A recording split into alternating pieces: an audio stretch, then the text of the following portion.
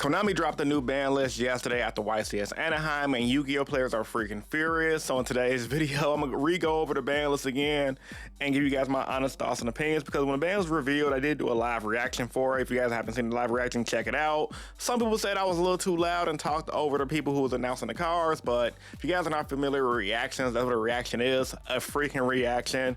But nevertheless, if you guys do want to check it out, check it out. Also check out my vlog that dropped yesterday, as well as my deck profile. But the actual ban list right here is pretty intense.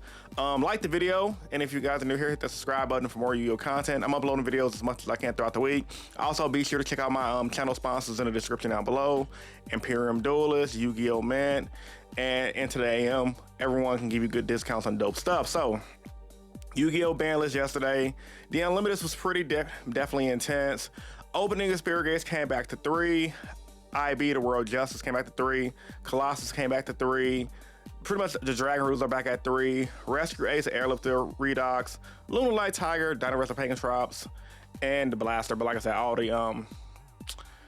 of the freaking Dragon Rulers come back to 3. And the reason why a lot of players didn't care about that part was because none of those cards really matter. A lot of rogue players did appreciate the fact that Thunder Dragon Colossus came back to 3 because they want to play their Thunder Dragon decks. However, with that being said, no one really cared because nothing interesting came back to 3. This is all stuff that should have came back to 3 a couple formats ago. Rescue Ace Airlifter is good for the Rescue Ace players out there, but I think the biggest takeaway will be Thunder Dragon Colossus. I can see somebody cooking up some Thunder Dragon deck in the near future, making that card potentially get back on the ban list. I don't know how you feel about that. Let me know in the comments down below. Did you guys care about that by 3 part? Cyber Dragon, I'm sorry, in Semi Limited, it was Cyber Jar, Danger Jackalope, Danger Sukanoko, Eva, Performer High Monkey Board. Once again, more cards that did not matter, and players was like, man. Limited, Tenpai Dragon Chandra, Phantom of Yubel, Sangan Comment, Zodiac Barrage. The main takeaways from the limited portion was the Phantom of Yubel, Sangan Comment, and Chandra. A lot of players yesterday were saying Tenpai is essentially dead on arrival at the start of today, because today is the new format. And Phantom to 1 and Opening the Spirit Gates at 3 does hurt Yubel players a lot. However, I think Yubel will still be a solidly good deck. A lot of the times you really only need 1 Phantom. 2 Phantom was good when you're trying to combo off into it. However, since we still got Phoenix Smith at full power, which is the biggest complaint about the format, 1 Phantom is not gonna make that big of a deal. It actually gives you Bell players more extra stuff to play with. And then of course the major thing everyone's talking about right now, the limited section. Give me Puppet Nightmare, Diagonal Spiritualist, Original Sinful Spoiled Snake Eye. Essentially, this hit branded, let's be real. And a lot of us TCG players been wanting branded to get hit for a while, because branded was one of those decks that it didn't really win much, but it topped a lot, and it really robbed a lot of players of their victories because you really can't play with Gimmick Puppet on the board. So shout out to Konami for actually banning Gimmick Puppet. A good thing probably would have been Sanctifier Dragon, so that way we don't have to worry about branded players finding a new way to kind of screw people over, because they still got things like Ross Disciple, which is very powerful. And if you don't have an out to Ross Disciple, it's almost the same thing. And for you guys that don't know what Ross Disciple does, it's almost like Gimmick Puppet, but it's a lot weaker. The player who has it on their field can't summon anything but Egyptian gods. So what branded players were doing before people discovered the Gimmick Puppet lock, giving the opponent Ross Disciple, and that's going to have the opponent either have to main deck a Link monster to get rid of Ross Disciple, and or main deck Dark Hole, so that way you don't just flat out lose to it, because Ross Disciple is not a lingering effect, so it effectively makes the branded combos more fair.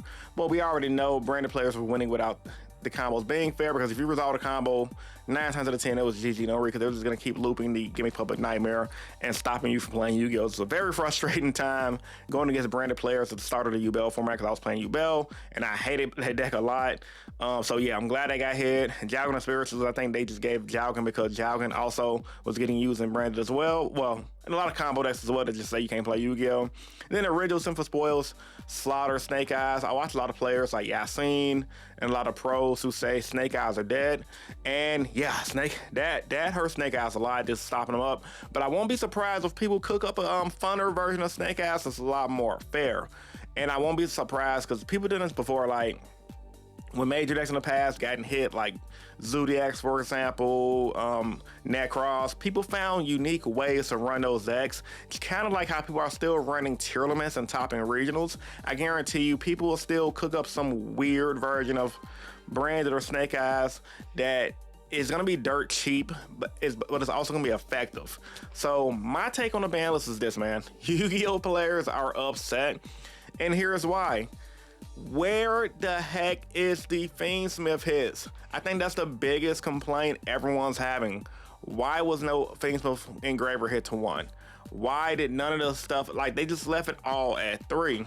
And you would think, based on Konami's previous actions in the past, because Fiendsmith stuff has been out for a while now, and usually when they introduce new decks, like they just introduced Ryzen and Malice, you would have expected Konami to hit the Fiendsmith stuff, especially considering Fiendsmith Ryzen just won the YCS. Shout out to Triff, by the way. That was an awesome finisher that he did with the deck.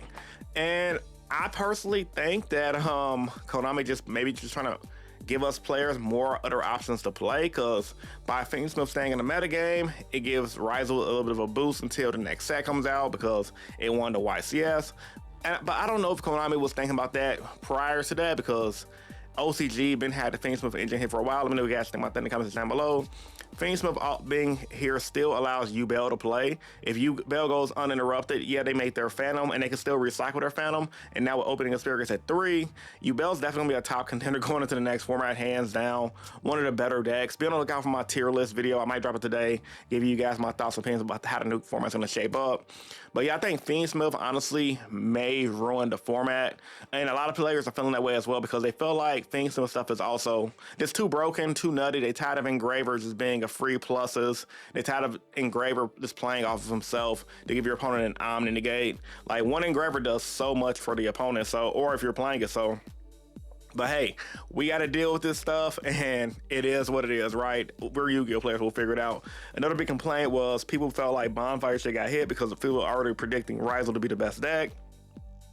And it is the best deck in my opinion.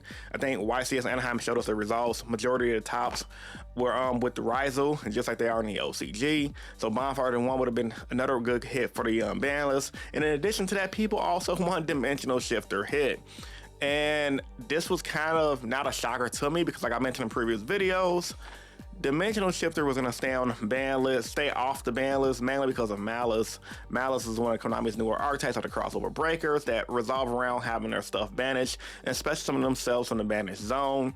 So they could utilize D-Shifter coming out of the side deck, probably moving to the newer format against the Yugioh players, and or potentially main deck, depending on how your locals being or how you think the tournament's gonna turn out, because it just destroys Yugioh, and it destroys everything that's not Malice or Ryzen. So I can definitely see why Konami didn't want to hit D-Shifter, because right now, against the best decks they currently have, outside of like Yugioh, which is an older deck, it's not that good. Against Ryzen, they can play through it, and in Malice, obviously, you shifted them blindly, GG no re. So overall, I personally think the ban list was meh. I think it was a little mid. I would have definitely loved to see the Fiendsmith engine get hit.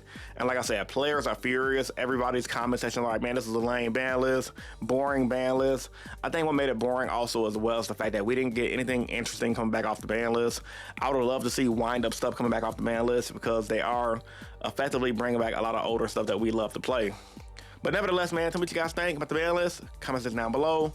Like the video if you're new here. If you want to subscribe for more, subscribe for more. It's your boy Rogue Hero, and I'm signing out. Peace. See you guys in the next video.